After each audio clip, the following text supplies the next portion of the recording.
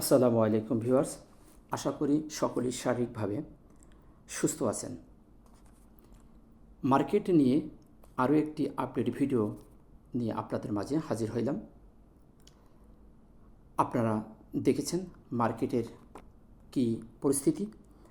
আমরা সবাই জানি মার্কেট যখন ভালো থাকে তখন যতই খারাপ অ্যানালাইসিস হোক না কেন সেটু সবাই কাছে ভালো লাগে, কিন্তু মার্কেট যখন খারাপ থাকে তখন যতই ভালো অ্যানালাইসিস দেওয়া হোক না কেন কারোর কাছে ভালো লাগে না, এটা আমরা সবাই জানি।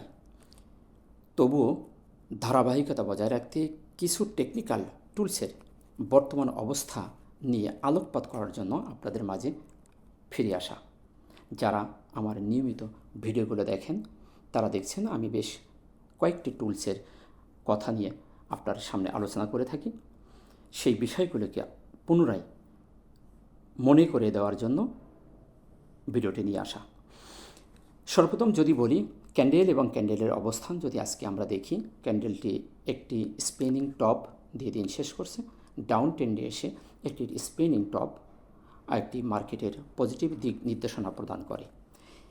এটির কালার নিয়ে কোনো ফ্যাক্ট নয়, এটি তার অবস্থান এবং তার ডিজাইনকে নিয়েই এটার জাস্টিস করা হয়।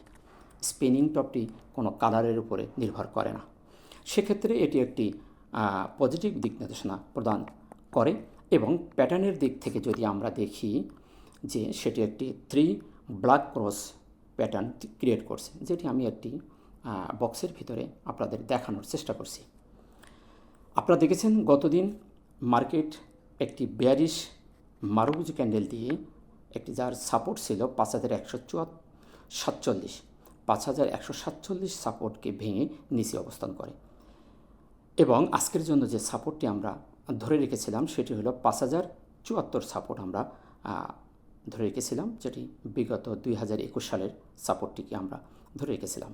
আজকেও মার্কেট সেটিও ব্রেকআউট করে 5070 এসে দিন শেষ করে এবং একটি স্পিনিং টপ দিয়ে দিন শেষ করছে। এখন বর্তমানে যদি মার্কেটের সাপোর্ট আমরা খুঁজি, সাপোর্ট যদি দেখতে চাই, তাহলে আমরা 2020 সালে 5028 লেভেল, 5028 তার যে সাপোর্ট 2020 সালের, এবং যে 5034 এটি হচ্ছে তার আপনার বোলিঙ্গার ব্যান্ডের লোয়ার লেভেলের ভ্যালু। এখন যদি আমরা ভলিউমটা দেখি, ভলিউম গত দিনের থেকে ইনক্রিজ করছে, এটি একটি পজিটিভ। এবং আপনারা দেখেছেন ভলিউম বৃদ্ধি পেয়ে 430 কোটি টাকা টার্নওভার হয়েছে। এটি একটি মার্কেটের জন্য আমরা পজিটিভ দিক বিবেচনা করতে পারি। এখন যদি আমরা হিস্টোগ্রামের বারগুলি নিয়ে একটু দেখি, আলোচনা করি। আপনারা দেখেছেন হিস্টোগ্রামের বারগুলি লাল বার থেকে যেদিন থেকে হালকা লাল হওয়া শুরু করেছিল সেদিন থেকে ক্রমান্বয়ে সে একটি ধারা অব্যাহত রেখে ক্রমান্বয়ে ছোট থেকে ছোট এসে জুড়েতে চলে আসছে। এর ভিতরে আপনারা দেখেছেন বিভিন্নভাবে ক্যান্ডেল নেগেটিভ দিয়েছে, তবু হিস্টোগ্রামের বার তার ধারা অব্যাহত রাখছিল এবং কালার ধরে রাখছিল।